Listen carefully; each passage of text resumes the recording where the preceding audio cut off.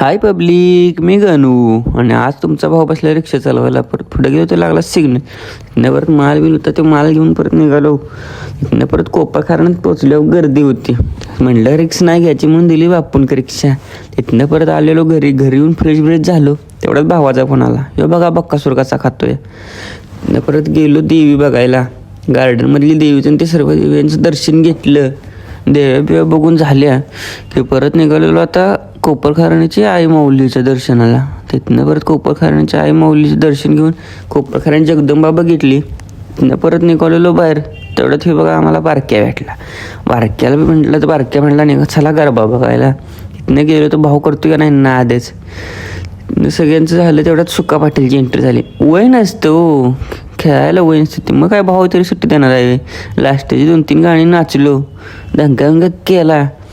तिथनं परत बाहेर आलो तर पायाची अवस्था बघा. तिथनं परत आमचा हे भाव आम्हाला भेटला. त्याला भेटून परत निघालेलो आता घरी.